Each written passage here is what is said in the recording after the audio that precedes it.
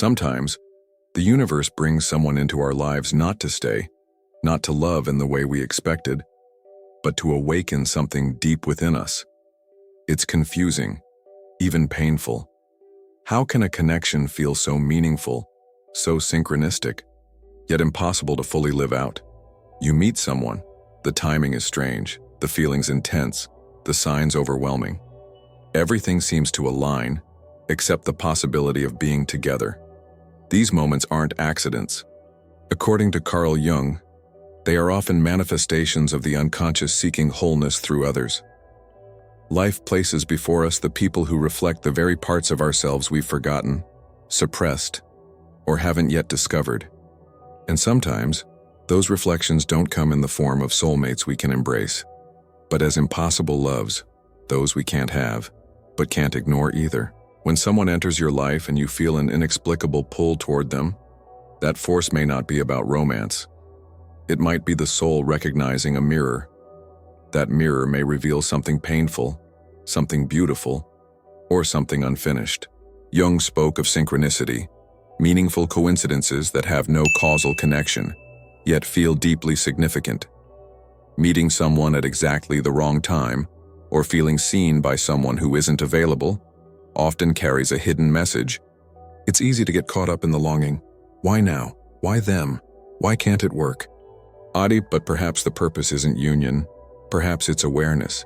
Maybe this person came into your life not to be loved romantically, but to wake you up, to shake you out of your patterns, to challenge what you thought you needed. They may have activated your anima or animus, the inner masculine or feminine archetype Jung believed lives within all of us. Their presence stirs something dormant, not because you are meant to be together, but because you are meant to remember who you are. This can feel unfair. You may wonder what it all means. You may even feel foolish for feeling so much toward someone you can't have. But ask yourself, what part of me did this person touch that I had forgotten? What do they symbolize in my journey? Is this love? Or is this recognition?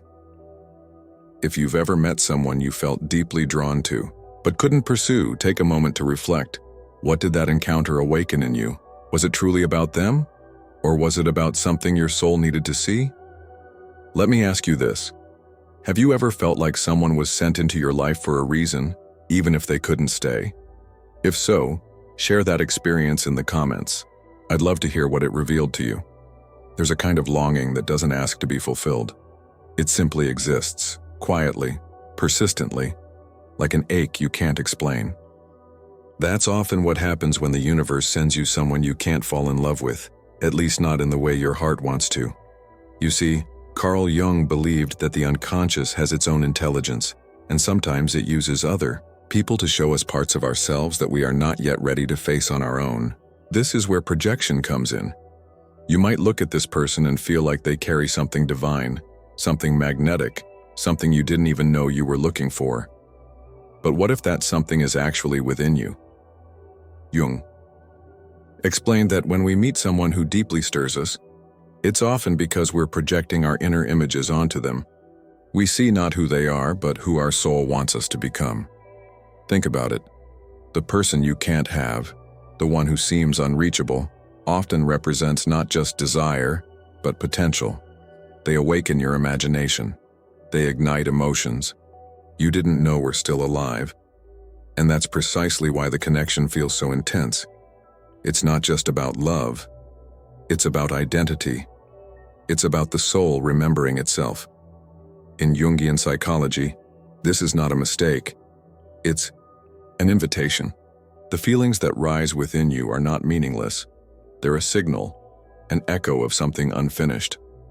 When someone seems to carry a piece of your story, even though they don't stay, their presence opens a door.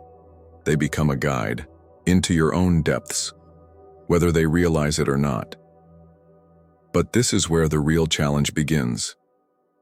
We must resist the temptation to cling to the fantasy, to believe that if only circumstances were different, everything would fall into place. The truth is, this person may never be yours, and that's not a punishment, it's a mirror, one that reflects not your failure to love, but your opportunity to understand what love is asking of you.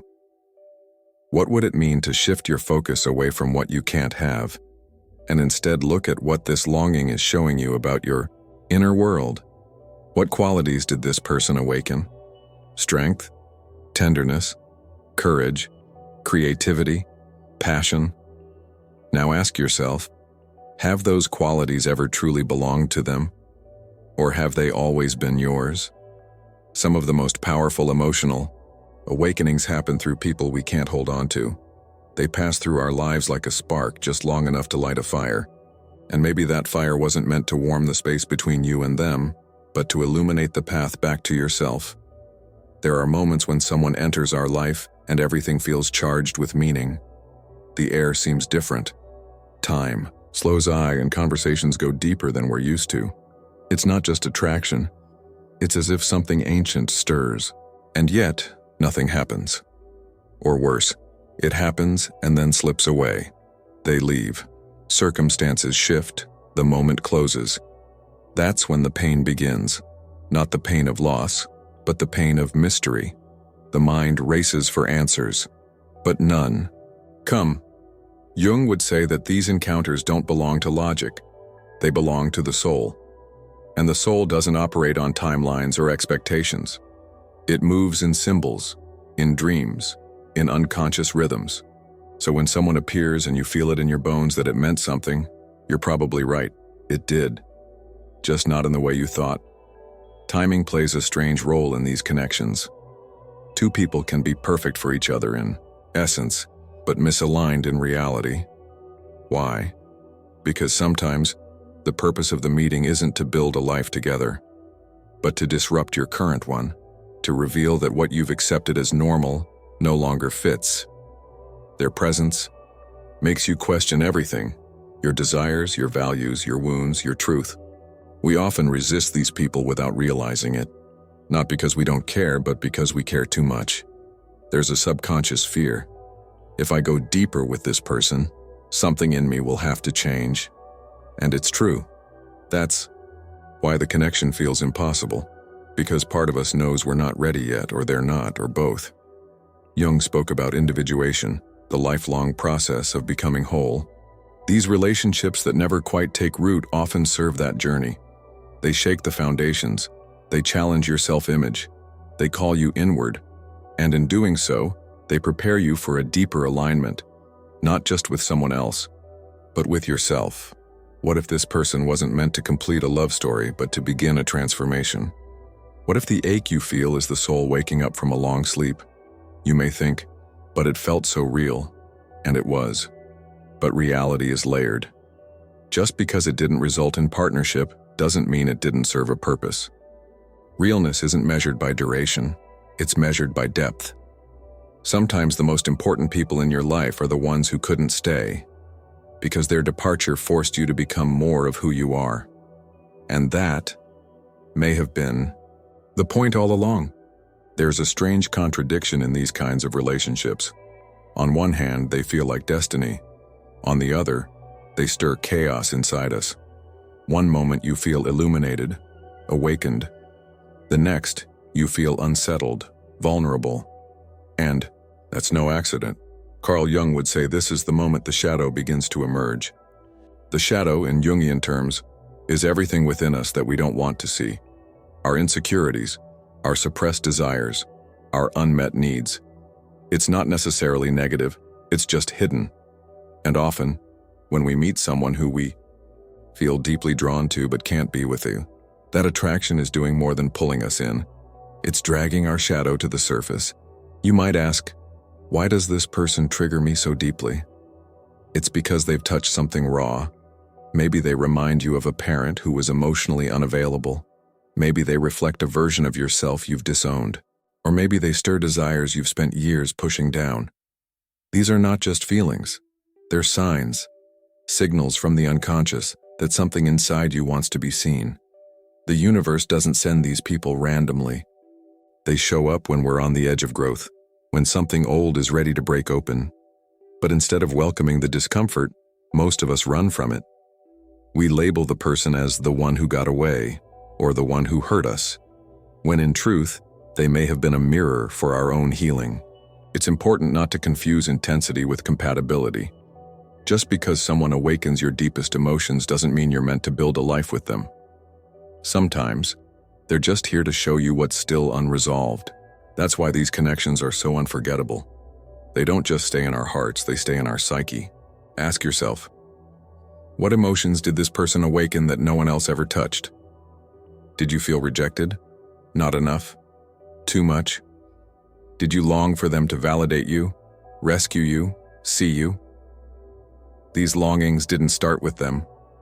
They started long before, but their presence brought them into the light. The shadow doesn't appear to punish you, it appears to free you. And every emotional reaction is an opportunity to ask, what part of myself is asking to be integrated right now? When we answer that question honestly, the pain begins to shift. We stop blaming the other person for what we're feeling, and we begin reclaiming our own power.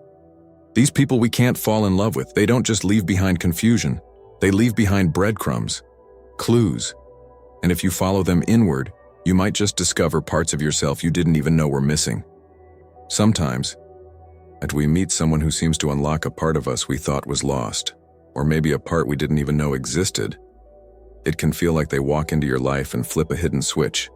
Suddenly, you're more alive, your thoughts are sharper, and your emotions more vivid. You may write again, dream more, take risks, or see the world in richer color, and yet, you can't be with them. That contradiction is hard to accept. You ask yourself, if this person brought me back to life, why does it feel impossible to be with them? But Jung would offer a different question. What within you needed to be awakened? And why did it take this person to do it? In Jungian psychology, we talk about the anima and animus, the inner feminine and masculine archetypes that live within all people. These inner figures shape how we relate to the opposite sex, or to the qualities we associate with it. But more than that, they represent our own unlived potential. When someone stirs those energies in us, we often misinterpret it as romantic love, but it's deeper. It's the soul saying, pay attention, this is the direction of your growth. Maybe she awakened your creativity. Maybe he challenged your independence. Maybe they simply made you feel like your true self again. These experiences are sacred, not because the other person completes you, but because they reflect the parts of you that are ready to surface.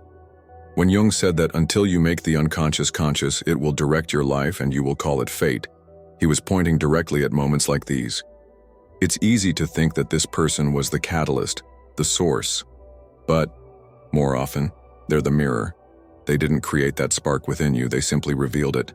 And once it's revealed, you're free to reclaim it.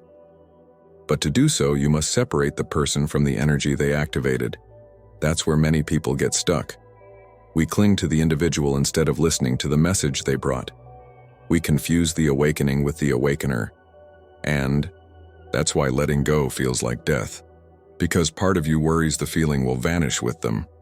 But here's the truth. It won't. The universe didn't give you that energy just to take it away. It gave you a glimpse of your wholeness. And your task now is to walk toward it, on your own, with or without that person by your side. Why, have you ever felt more alive after meeting someone you couldn't be with? What did they awaken in you? I invite you to reflect on that and share it in the comments if you feel comfortable. There's something powerful about naming the truth we've kept hidden. There's a silent wisdom in the experiences we can't control, especially when it comes to love that feels fated but remains unfulfilled.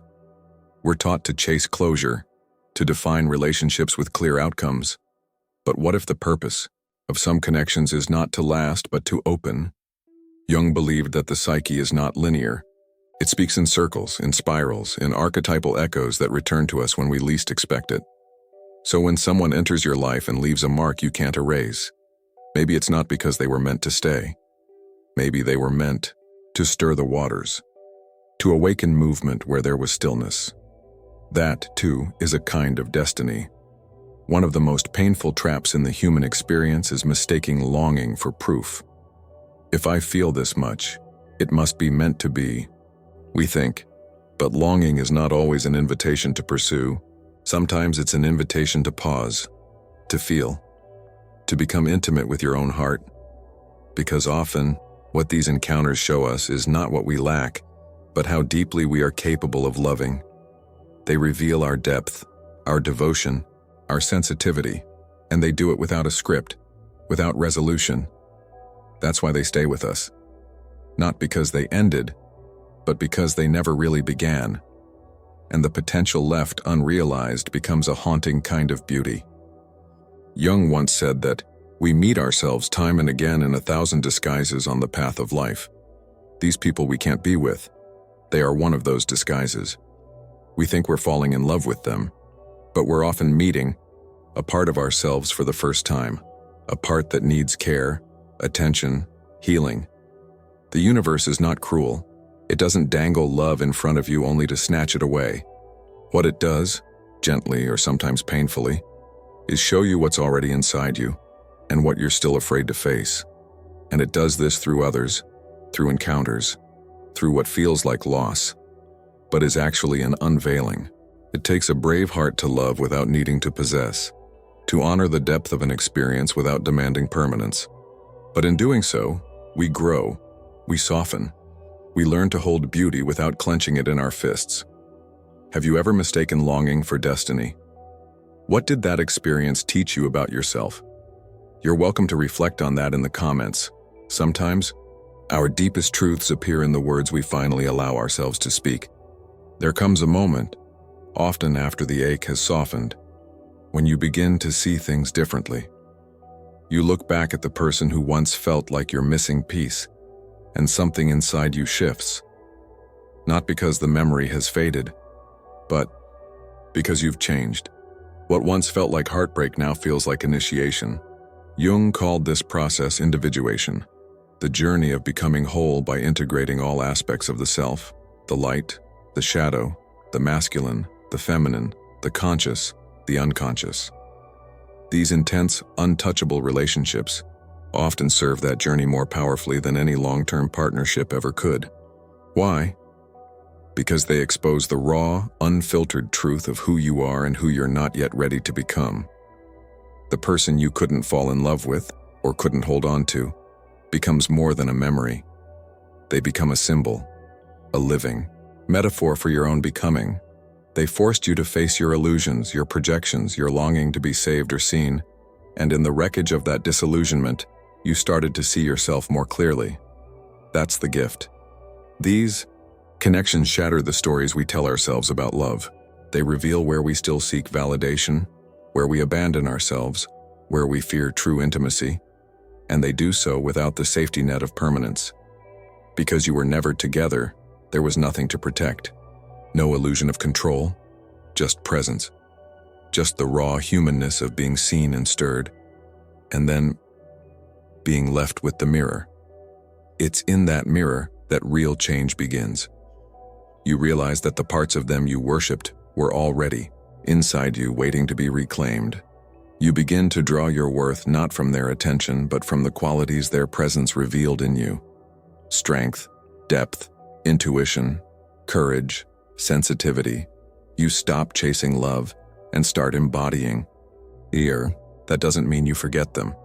In fact, you might carry them with you forever, not as a wound, but as a symbol, a kind of sacred imprint of the soul. But now, instead of longing, you feel gratitude.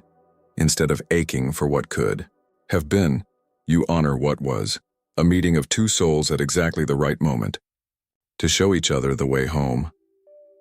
Some people aren't meant to stay in your life. They're meant to wake you up to it. What if the universe sends us these people not to keep, but to remember ourselves through them? If this resonates with you, if you've ever transformed pain into clarity or loss into growth, your story might help someone else. Share it in the comments if you feel moved.